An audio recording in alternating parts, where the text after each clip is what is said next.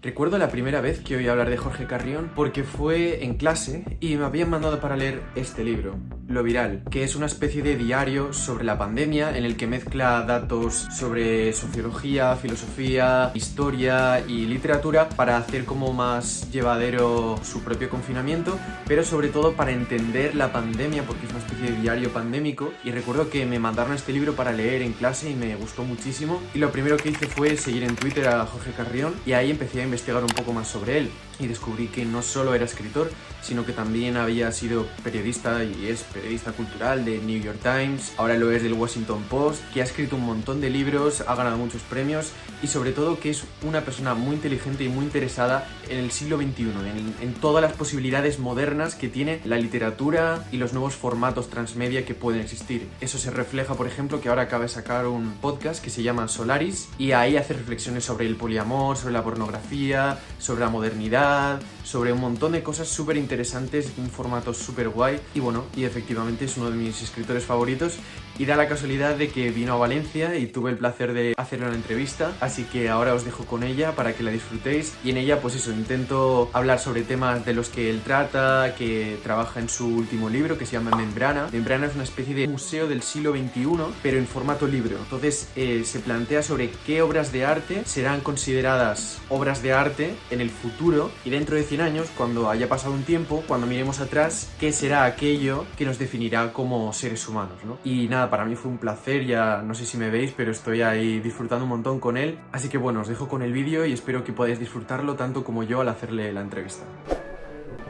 Nada, encantado Jorge de poder hablar contigo y nada, lo primero que te quería preguntar era cómo ha sido tu experiencia como redactor de New York Times en español, si te ha gustado o qué problemas te has encontrado. La verdad es que mi experiencia en los 5 años como colaborador externo crítico cultural del New York Times en español ha sido muy enriquecedora por dos motivos sobre todo. Una, porque he tenido edición, es decir, he tenido un diálogo estrecho con los editores del New York Times que tienen un modo muy concreto, un poco estricto de editar, pero que me ha ayudado a entender mejor mi escritura y sobre todo a entender mejor cómo funciona el mundo del periodismo narrativo y cultural en Estados Unidos, en su versión en español. Y dos, porque he llegado a un público, a unos lectores latinoamericanos que de otro modo no hubiera llegado, ¿no? Y ahora prosigo con el mismo tipo de trabajo en el Washington Post, en Post Opinión. ¿Por qué has pasado de una a otra? Porque ha cerrado el New York Times en español y me han llamado. Yo creo que porque nunca entendieron la importancia de publicar en español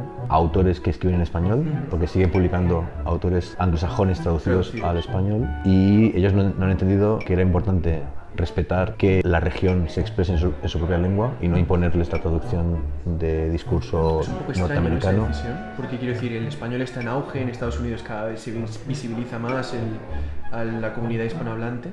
Sí, es que no entienden que el español es un idioma de Estados Unidos, ¿no? Claro. Ya es el segundo idioma más importante de Estados Unidos, pero eso no lo acaban de entender. Imagino que han hecho sus cálculos económicos y no han querido seguir apostando por ese proyecto. Te quería preguntar también, a mí por ejemplo me gustaría ser escritor algún día y quería preguntarte cómo serías escritor si pudieras volver al pasado. ¿Harías una carrera específica? ¿Simplemente harías lo que te gusta y luego buscarías una oportunidad? Por ejemplo, yo quiero ser escritor, pues hago filología hispánica, un máster en escritura y espero a que me publiquen. O simplemente hago una carrera en medicina, escribo una historia y la envío a una editorial. Tú, si podías volver atrás, ¿qué harías? Yo la verdad es que estoy muy contento con el camino que seguí, de modo intuitivo. Estudié humanidades, que me dio una visión panorámica de las letras y me obligó a leer mucho.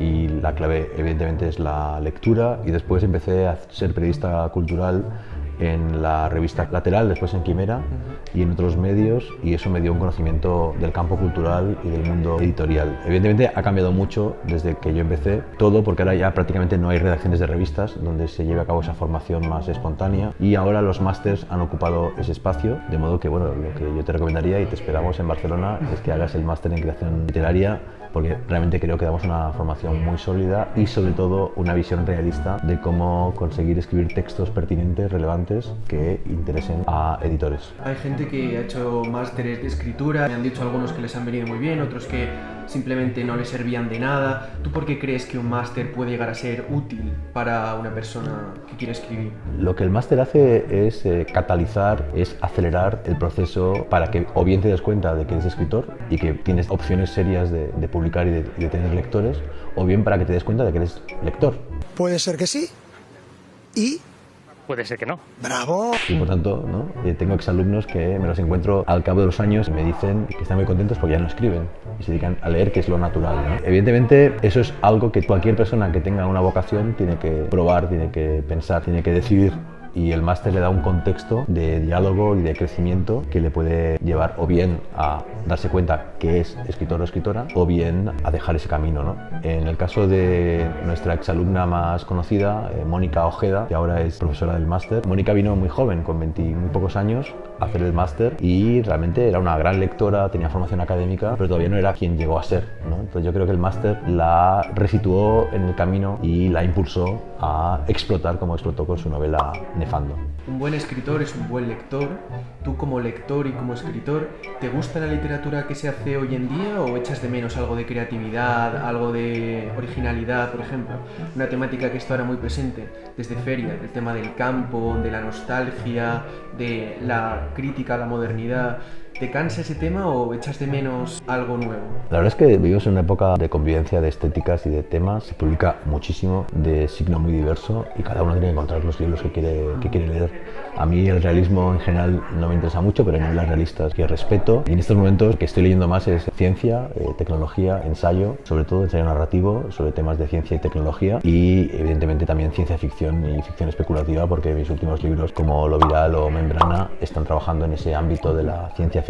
¿Y qué libros, por ejemplo, recomendarías que a ti te estén gustando mucho o que te hayan gustado mucho? Ahora acabo de leer algunos libros que me parecen muy potentes, sobre los que he escrito, como Guaco Retrato de Gabriela Wiener, un libro postcolonial y feminista, autobiográfico, o como el último de Emiliano Monge, que es una novela futurista de ciencia ficción, pero con un componente utópico realmente muy interesante y muy raro en nuestra época, en que predomina la distopía. ¿Qué papel crees que tiene el podcast en la narrativa? ¿Es la nueva escritura? ¿Es una escritura total de lectura, guión, de hablarlo? El podcast me parece que realmente es una vuelta de tuerca muy interesante a diversos lenguajes, como el de la radio, como el del arte sonoro, como el del documental sonoro, como el de la escritura dramática, porque finalmente es un guión que tiene componentes dramáticos. Y mi experiencia como guionista y locutor de Solaris, el podcast de Podium Podcast, ha sido muy interesante y no solo me ha hecho crecer, creo, como lector y como escritor, porque he tenido que aprender a escribir oralidad, ¿no?, para ser leído en voz alta,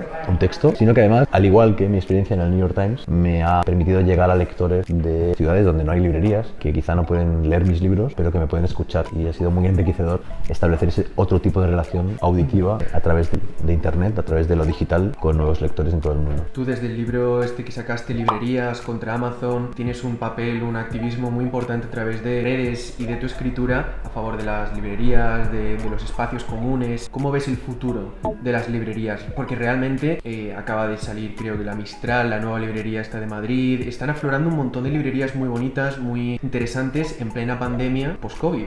¿Ves un futuro esperanzador para la literatura y para el libro físico? Totalmente. Yo creo que la pandemia lo que ha hecho es recordarnos que hay experiencias que son superiores cuando son analógicas, y en este caso en papel, como la lectura. Ha reforzado la lectura y el boom de nuevas librerías lo que hace es señalar eso, ¿no?, que vamos a vivir unas décadas posiblemente de experiencia híbrida, tanto en lo físico, el teatro, la música en directo, la lectura en papel, las bibliotecas, las librerías, como cultura digital. Y ya por último, en un mundo precario donde todos los trabajos se están atomizando, donde cada vez se cobra menos, los contratos indefinidos son más complicados, ¿cómo ves la figura del escritor profesional? ¿Realmente crees que se puede vivir de la escritura? ¿O a lo mejor en una editorial el editor puede ganarse la vida, el director de marketing puede ganarse la vida, pero un escritor, que es el que genera el producto, le cuesta llegar a fin de mes o le cuesta vivir únicamente de su escritura? Yo creo que la clave es lo que dices, la escritura. Un escritor sí que puede vivir de su escritura, de lo que no puede vivir en general es de su literatura. Es decir, puedes completar los ingresos con escritura de guión, con escritura de periodismo, con escritura de traducción, con docencia, con gestión cultural. Y yo tengo la suerte de dedicarme a la literatura y a la escritura en muchas formas distintas, ¿no? Soy crítico cultural, soy escritor, soy guionista de cómic y de podcast, etc. Y a mí eso no me molesta, no me desagrada, me parece muy enriquecedor ser profesor y ser crítico y ser otras cosas además de escritor, pero entiendo que para mucha gente pues es un problema que efectivamente sea una profesión bastante precaria. Pues nada, muchísimas gracias, Jorge, ha sido un placer poder entrevistarte y espero que disfrutes de Valencia. A ti y te esperamos en Barcelona en el máster. Ya sabéis, si os ha molado, suscribíos, dale a la campanita y nos vemos en próximos vídeos.